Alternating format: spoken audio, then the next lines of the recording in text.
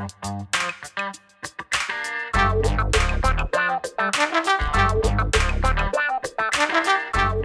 guys, Montel here, and thanks so much for tuning in to this edition of Let's Be Blunt with Montel. I know a lot of you out there right now are just really sick and tired of this whole thing of hunkering down during COVID. It's causing a lot of anxiety, causing a lot of depression, and making us just really just feel lousy. And I know everybody wants it to end, but we've got to remember that we've got to just put the extra time in to see if we can end this scourge. This thing can come to an end if we all practice our proper mitigation techniques. That does mean wearing a mask. That does mean socially distancing. And that does mean trying your best to not gather in large groups inside. And even if you're outside, it's not a bad idea to make sure you keep a little separation from people, because you never know. This virus is such that it is literally, the great pretender. I mean, there are people who can be walking around, be completely asymptomatic, not even know that they have it, spread it to another person. I just got a call today from a family member, and one of my in-laws was in the hospital doing extremely well up until yesterday. He woke up this morning and now has to be put on life support. This is really crazy. This is sickening how it's affecting so many families. And, it's not just the virus and having the symptoms of, COVID.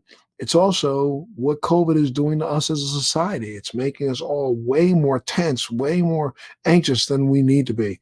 And my guest today, like millions of others, was suffering from anxiety and depression when she decided to trade in the alcohol and prescription medication that she was taking for medical cannabis. And not only did it make her feel better, become more productive, it helped her lose almost 100 pounds. She's a mother, a wife, and a full-time cannabis influencer and educator. She's also known as MommyJane. Jessica Gonzalez, thank you so much for being a part of Let's Be Blunt with Montel today. Thank you very much for having me. It is quite an honor. Absolutely. No, it's an honor to have you here, because I know you are doing the good work and out there every day trying to help people understand that there's nothing wrong with medical cannabis. And as a matter of fact, it can be very helpful depending on your situation, correct? Correct. What we realized back in 2020 was that cannabis was deemed an essential business in the state of California, and therefore rendering us,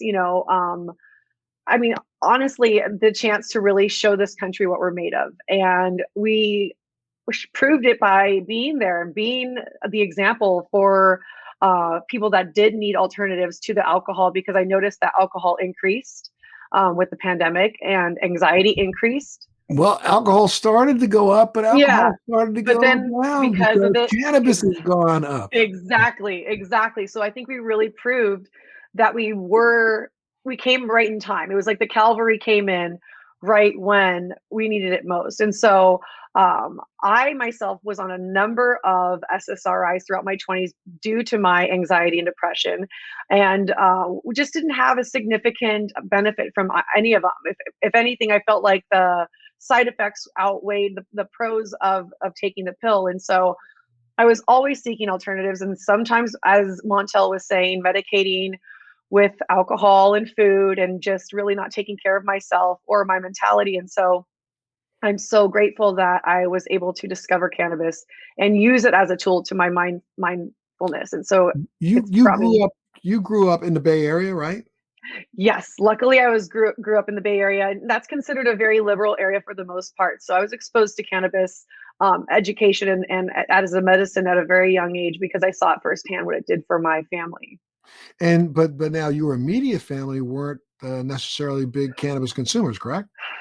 Yes, that's exactly. My husband and my mom and my dad, like, they're new to it to some extent, and they take cannabinoids. My dad's into the THC, but my mom and my husband are a little, they dabble a little bit, but they're a little sensitive to it, to that cannabinoid particularly. Even before you got married, though, let's go back to you growing up. You were not a teenage cannabis user, right? Not really, like here and there, but I was never seeking it. If it was at like a party, I would try it, but I was not a regular like other people are and have been. Like, they say, oh, I've been smoking since I was 16. I can't say that. I didn't start till I was like 17, 18 years old. And during that period of time of your life, alcohol was pretty prevalent in your family, right? Oh yes, and still is. and still is. Yeah, Yeah. and so I mean, you saw some of the detrimental side effects of alcohol, correct? And Yes. and pharmaceutical usage, right? Also. Oh yes. Oh yes. I actually, my father and I didn't speak for about 4 years because we were both really just not in a good place. He was using prescriptions, drugs that were prescribed to him from Kaiser.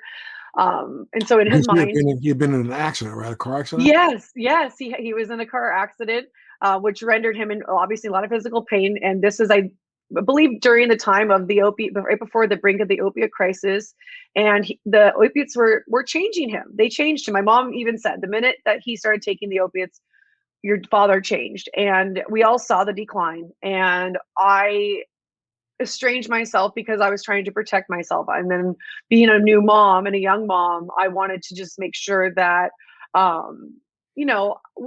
I was just keeping my children safe. And so luckily my father and myself, we both saw the light of the plant and found it separately and found each other now because of it. And so he uses cannabis as medicine now, does not use opiates. And I now also am not on SSRIs. I only use plant medicine, and we're both so close. We even spoke this morning. And if now, why were you on SSRIs when you were younger?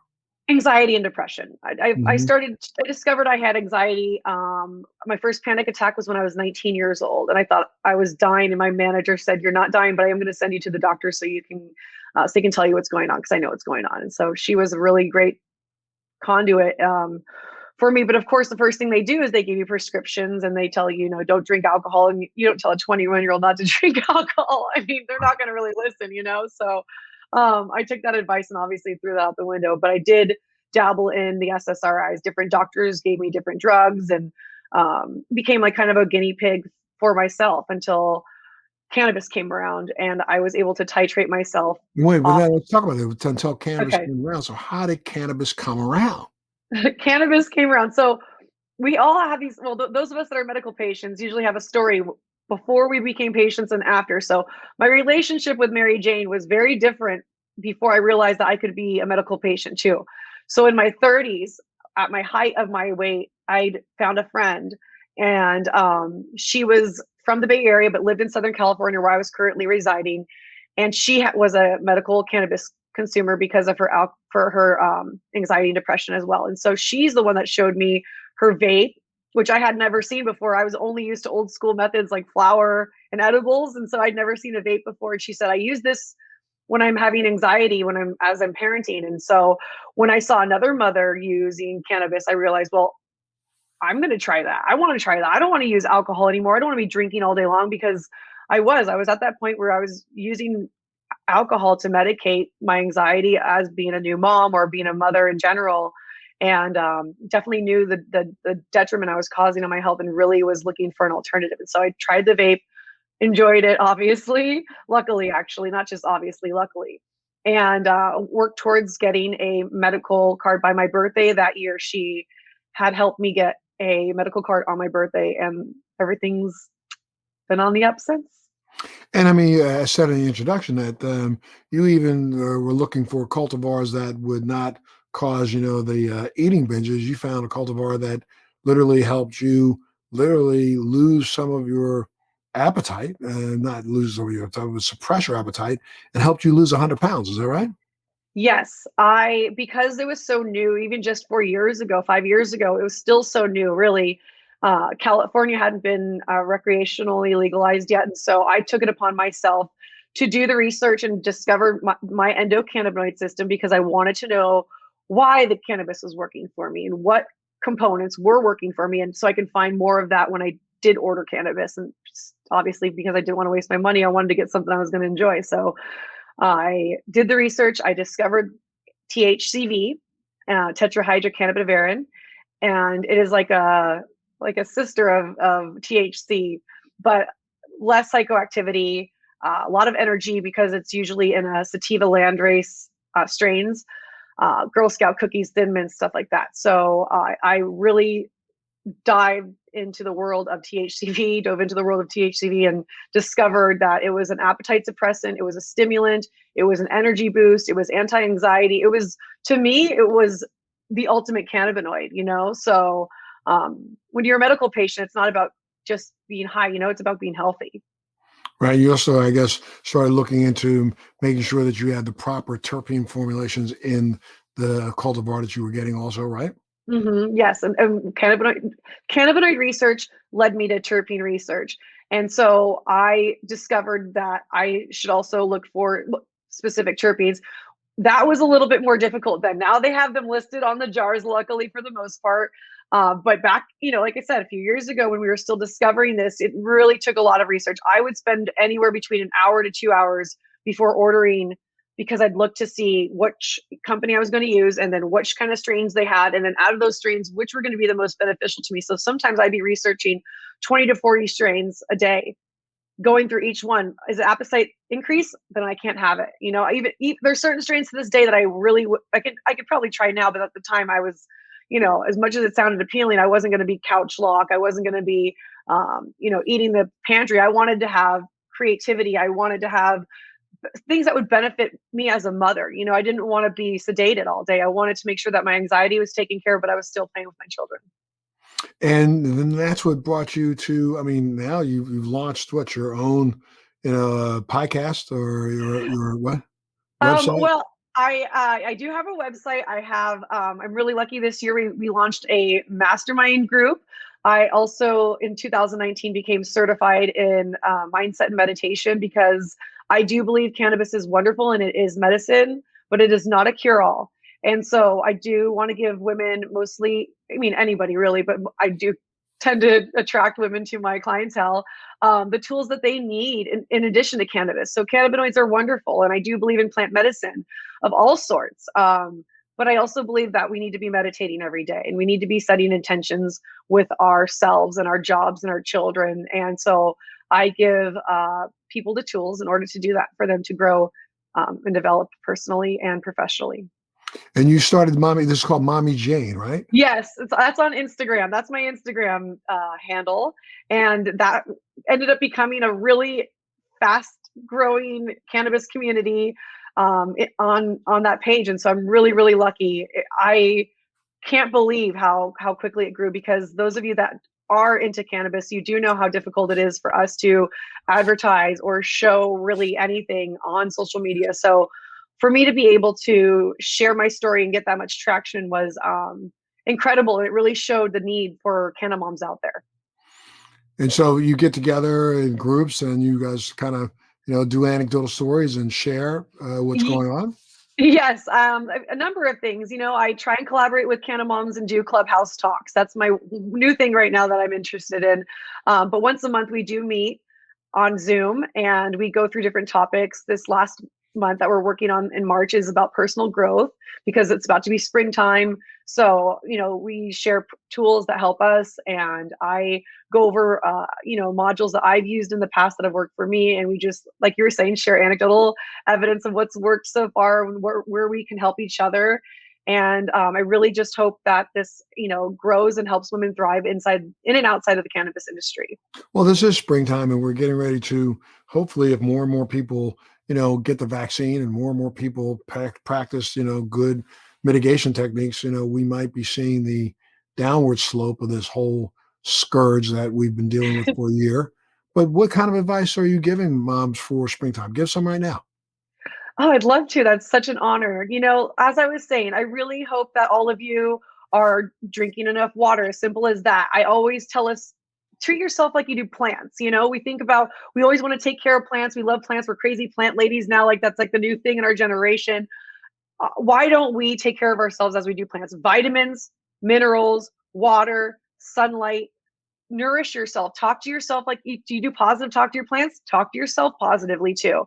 And I just really feel that we just need to lean into self-caring by ourselves. We do a lot of group things. We do FaceTimes and we're doing the Zooms and stuff to self-care, but how much time are we spending alone? Like really spending alone, and make sure that you are taking the time out, whether it's in the morning or in the evening to get alone time, not with your mom on the phone, not with your husband next to you, alone time. I think that that's essential. We are so deprived right now. We haven't gone anywhere, been anywhere, create that alone time for yourself. And it can just be a step outside on your porch for about 10 minutes, or a little walk out down the street, a mindful walk, just starting to kind of wind down for the day, or set yourself up for the day, depending on when you can fit it in. But just making sure that that's an essential daily. And then not treating self-care like it's a secondhand thing, making that a priority and part of a daily routine, not something you just say for Saturday, but something you do every single day. So just make sure that you are checking in with yourself,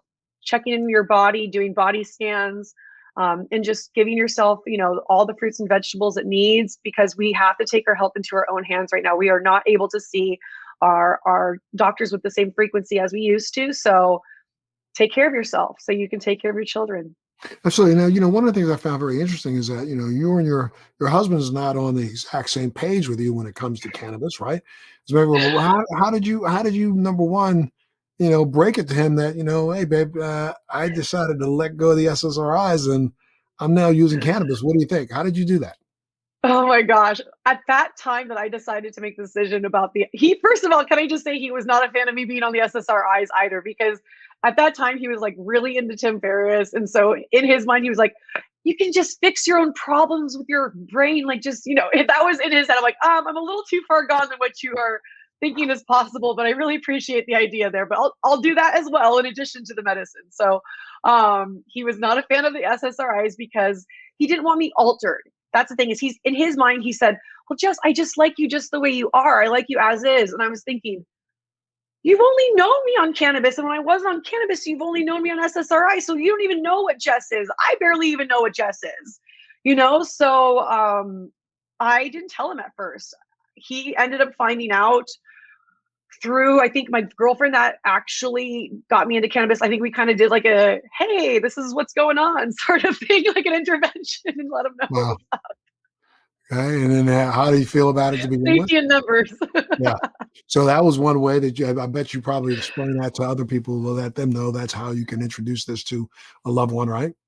What we did is we explained the endocannabinoid system to him. And I came with a friend because he trusted her. Because sometimes we don't listen to what our spouses or partners say. We hear it better if it's a third party voice. That's why I think counseling is so beneficial, is because you're hearing that advice from somebody else, not from each other, So I do believe that if you get a trusted source or a trusted person in the family or a friend of yours that has a common intention with it, then absolutely come at it with them. Because sometimes as spouses or partners, it's just like, oh my gosh, is this really what they need? But if you have a friend backing you up going, hey, there is a endocannabinoid system. When we feed it, if there is an imbalance, we feel homeostasis. We feel good. We feel fine. There is no anxiety or stress. And so I think with that approach, him understanding the scientific methods of it kind of eased it, as opposed to like, hey, I'm sick of motherhood, I'm just going to get high all the time, So I think that was like his big concern, was like the intention of why I was using it and how was it going to benefit me. And the other cannabinoids in addition to THC too. Now, do you have small children or young children at home, or are they tweens, or what? One's a tween. She's going to be 13 in April. And the other is 7. They're both girls and they're wonderful, Leona and Hazel. I really am lucky to have them in my life. They're very supportive. And how have you, let them know? Do they know what mommy does? They know everything mommy does, actually. And I was raised in a very open household. Therefore, when I became a mother, I made that decision that I was also going to raise my children in a very open household. And so right from the start, I used the word medicine. It was never, oh, weed or this, or shameful. It was never like anything that I saw as a shameful thing. And I understand there's people that were raised differently, and I don't want you to feel shame if you were raised that way, but I personally was not. And so I wanted to bring forward, the intention of just, this is medicine. It helps people. I showed them Dr. Sanjay Gupta's documentary on weed.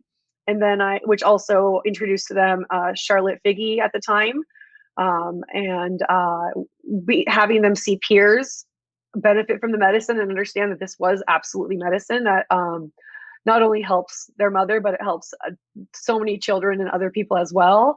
That it was like a no-brainer, excuse me for the emotions, but it's just, this is a really beneficial plant. And I'm doing this because I see the benefit for my children. This is not just for myself. It's the future of everyone's health. Absolutely. And I mean, do your kids now understand they like are supportive of mom? They are extremely supportive of what I do, and I'm really, really grateful for that because, gosh, this job means the world to me. Having this ability to share my voice with the world and be an advocate for cannabis, break the stigma with mothers. They love it. Actually, they they'll tell me when people are talking about cannabis in public if they overhear a conversation, or if someone's wearing a weed shirt, they'll say, "Oh, look at their." They'll point it out to me. They pick up leaves. I have one on my desk. I don't even know if it's there. It's I'm not going to reach for it, but there's a little dried leaf. It wasn't even a cannabis leaf, but it resembled one. Then she picked it up on the hike and handed it to me the other day. And just cute little things like that that just show that they're watching and they're listening, and they get it. They get it more than we even know. And you talk to them about the differences between, again, cannabis use and maybe alcohol, and you talk to them about the double standards.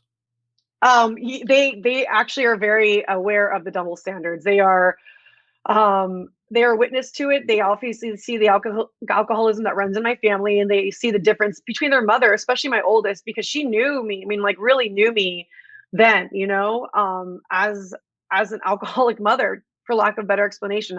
She did go through that, and so she's witnessed firsthand the transformation, and therefore she's incredibly supportive as well. And I think that really helped. Seeing I think them seeing each other support me helps them support me as well. If that makes sense. So now, what's your favorite way to consume? It's a great question. I'm really enjoying tinctures lately. That's actually my new favorite form of consumption. I hold it under my tongue for a few seconds, and I'm good to go in like 15 minutes to half an hour. It really doesn't take long. I'm really really grateful because my lungs aren't what they used to be. I'm glad there's alternatives out there. Yes, I mean, do you like moderate THC, high THC, lower THC? You said you like THCv, but do you like to have something with a little higher dose of THC in it? Do you use a lot of CBD? Do you do broad spectrum? What do you do? I have different things for the job. So in the morning, I start off with CBD, and then I wait for my brain to kind of wake up. And CBG too. I've been doing a CBG tincture to kind of like help the focus also even more. But next, I take. Let's see, like around, I would say about 3 or 4 hours after I wake up, that's when I go into the THC. And I usually go for hybrids, and I will either vape or use concentrates because I like concentrates also lately. It's like my other new way of consuming. It's pretty discreet and really flavorful for those of you that are curious. And I found a method that doesn't involve a butane, so I was really excited and got me into it. Good, good. Do you do Yeah. edibles? Edibles, I do. I have to be mindful of edibles because once again, because of my tolerance, I will end up consuming a lot, to compensate, and I don't want to eat a whole bunch of sugar too. So, which is why I stick to the tinctures for the most part. I do love edibles. I just wish there were more healthy alternatives out there. And unfortunately, it just seems that we missed the boat when it comes to edibles. Everybody's trying to I know. conceal the flavor, and I happen to be a person who enjoys the flavor of cannabis and even hemp. So I don't need to Yes. have it loaded with a lot of sugar. I'd prefer it not be loaded with a lot of sugar. Yes, yes, yes. I agree. I totally agree. You talk about that a lot in your Mommy Jane sessions. Yes, I do. It's really I really hope that the industry wakes up and starts making more mindful edibles for us and more mindful products for us and more, things geared towards women's health. Why not make more products with THCV, knowing darn well they are mood boosters, appetite suppressors, and also, anti-anxiety at the same time, anti-convulsion. If I had like a little granola bar with some THCV and I went hiking, like that's all a woman can ask for. I'm not going to be in pain afterwards as much. I'm going to feel good. I'm going to be have enough energy for my kids, and I'm not going to come back and go eat the entire pantry. I'm going to wait until it's lunchtime and have a good meal. So it's just being mindful of how A, we consume, and B, how we make these products so we can consume mindfully too. Give us that opportunity. And what are you hoping that you get to achieve with your overall cannabis outreach? My biggest goal is to normalize cannabis with moms. My biggest goal is to show them that it is a wellness. It's a wellness plant, and it can be used to benefit and supplement your wellness routine that either already exists or has been dormant for so long. It can awaken you, it really can awaken so much health and wellness and bring you to so many other things. And I want them to be drawn into the page for the education, but I also want them to learn that there's other modalities out there like meditation, and exercise and eating well and just being, overall a better person, judging people less, being random acts of kindness, finding more sustainability in the world around us. There's just so many components to cannabis that can tie us in, and that's my goal. Oh, super. Now, if people want to find you and find out more about you, where do they go? They can find me at the MommyJane on all social media, but I'm mostly active on Instagram, or you can find me on my website, www.themommyjane.com. MommyJane.com. Well, look, I can't say thank you enough, Jessica, for being a part of Let's Be Blunt with Montel today. We wish you well. Want you to stay safe. Hope your children and your family stays safe. And, if you ever have any thing you want to share with us, make sure you come on back to Let's Be Blunt with Montel. We'd love to have you. That's awesome. Thank you so much. It's really been an honor. Absolutely. Well, you take care of yourself and make sure you tune into the next edition of Let's Be Blunt with Montel. Thanks for joining me on Let's Be Blunt with Montel. Please make sure you're subscribed and hit the bell to be notified when new episodes post each week. We'd love to hear your feedback also, so please send us your comments.